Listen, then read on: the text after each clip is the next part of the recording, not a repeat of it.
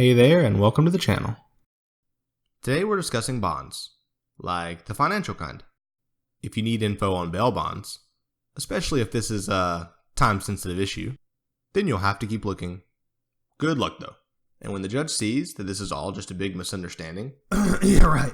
or if you earn internet privileges for good behavior, come on back to learn one of the ways you can invest in your future. You know, like a legal way. If you're not about to be at the mercy of the justice system, let's talk about bonds. What is a bond exactly? A bond is a type of investment that falls into a larger category called securities, which is just anything that has monetary value and can be traded. Bonds are considered debt securities, meaning they represent a loan from one party to another. The party that needs the money, called the issuer, gives a bond to another party for money, called the lender or creditor. Usually, a bond requires the issuer to pay interest, called a coupon, to the bondholder at regular intervals, such as every 6 months or every year, which is the main incentive for buying bonds in the first place. The life of a bond is typically at least 1 year, but can extend to 30 years and beyond in some cases. The entire time, the bondholder gets paid periodically, and once the maturity date, or the end of the bond, is reached, the bondholder receives the initial loan amount back, known as the principal. Bonds generally fall into 2 categories: municipal and corporate.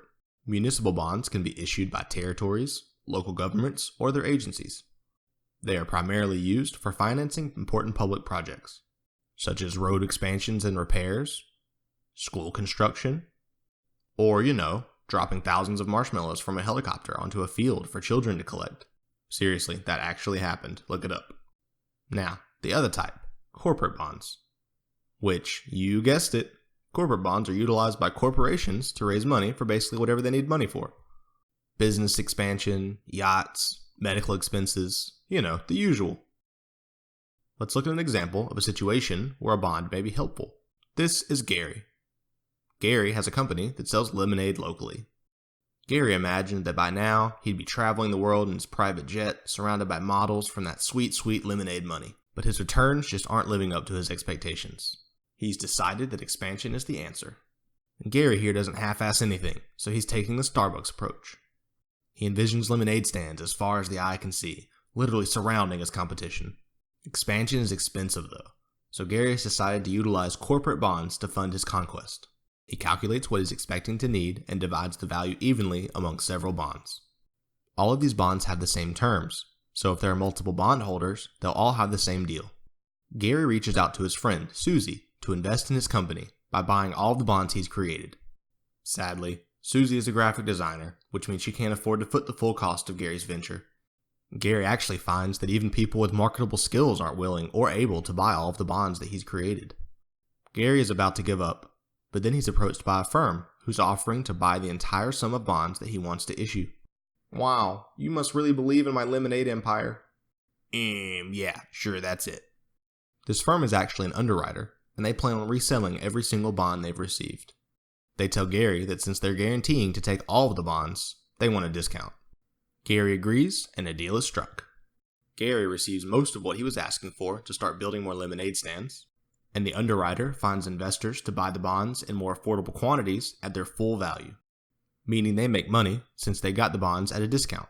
Sadly, Susie is a graphic designer, which means she can't afford to foot any portion of Gary's venture.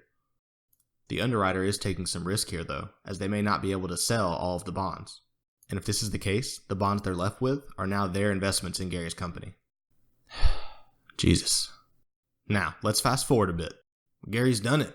He's established 35 new lemonade shacks. But they're all in random spots in his neighborhood because he did zero market research. It resembles a Rust server on wipe day, but with less racism. It's been 6 months though, which means Gary owes all of his bondholders their first coupon payment. Uh-oh, it seems Gary may have been a little too ambitious.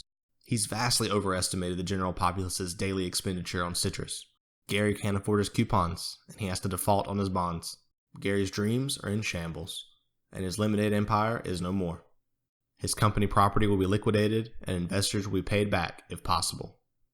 Now, keep in mind, this maybe extreme example outlined just one type of bond, but they can come in a huge variety of flavors depending on the situation. Let's talk about a few of the ways a bond can be customized to meet the needs of the parties involved. This list is by no means exhaustive, and a bond can have one, multiple, or none of the qualities listed. First up is optionality. If a bond has optionality, it just means that it has additional rules that provide options for the issuer or creditor. Two such examples are callability and putability. Callability gives the issuer the right to give the principal back to the bondholders early, before the maturity date has been reached. Let's assume Gary actually knew what he was doing and managed to turn a huge profit quickly after his expansion. If the bonds he issued had callability, he may decide that he wants to give the investors their money back early to avoid paying future coupon payments. Now, usually callability comes with a clause that would require Gary to pay a premium if he pays early. That way, if he decides to act on the option, bondholders still benefit some from their investment. Putability is similar to callability, but is for bondholders instead. It allows bondholders to demand their money back from the issuer early. Now, some bonds allow these options to be acted on at any time, but more often than not, specific dates will be provided that issuers and bondholders are restricted to. Now let's look at coupon rates, which are either fixed or floating. If the coupon rate is fixed, the issuer pays the creditor the same interest percentage for the entirety of the bond. Alternatively, with a floating rate, the interest is tied to some recognized index moving up and down with it. Having an interest rate that's flexible can ensure that Gary's bonds remain competitive in the market, even if the average interest of other available bonds fluctuates wildly. Now, not all bonds have a coupon at all. Enter the zero coupon bond. These bonds do not offer the bondholder a regular interest payment. Generally, these are sold at a very high discount though, so there's still profit to be made by the bondholder, because at the maturity date, they still receive the full face value from the issuer. This type of bond allows the issuer to utilize the funds without fear of having to start paying interest soon after issuing. Maybe Gary would have had a better result with zero coupon bonds, because he would have had time to reap the rewards of his expansion before owing anyone money. But probably not. Next up, we have high yield bonds, also called junk bonds. These are usually riskier investments. Credit rating agencies rate all bonds, and if the credit of the issuer is bad, or there's some other reason to suspect that default is likely, they will rate the bond as below investment grade. These bonds generally have higher coupon rates, which provide a lot of potential profit for bondholders. But there's also a lot more risk. In reality, Gary's bonds would have most definitely been high risk, high yield, for a myriad of reasons that we don't have time to cover. Now let's talk about bond ownership. Bearer bonds versus registered bonds. In the good old days when the NSA didn't know how many Cheetos you could eat in one sitting, you could be issued a bearer bond. This bond is anonymous, so it has no ties to an individual at all. Whoever owns the physical certificate has the right to cash in coupons for interest and collect the principal once the maturity date is reached. Obviously, this carries a ton of inherent risk to the bondholder. Let's say Susie painted all of the signs for Gary's expansion. In addition to all the exposure she received, which will surely launch her graphic design career, Gary also threw in a few bearer bonds for her troubles. One day, Susie decides to go camping to clear her mind and reflect on her life choices. While out on a hike, a giant grizzly drags her tent away, along with all of her worldly possessions. Since she's, in between homes right now. Sadly, Susie can't do anything to recover her investment, because she has no way to prove the bonds belong to her. A bear now bears those bearer bonds. So I guess you could say they're bearer bonds now? Was that entire setup just for that joke? Yes, it was. Moving on.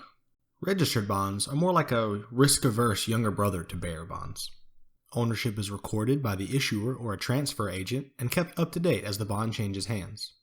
Only the currently registered party is entitled to interest payments and the principal upon maturity.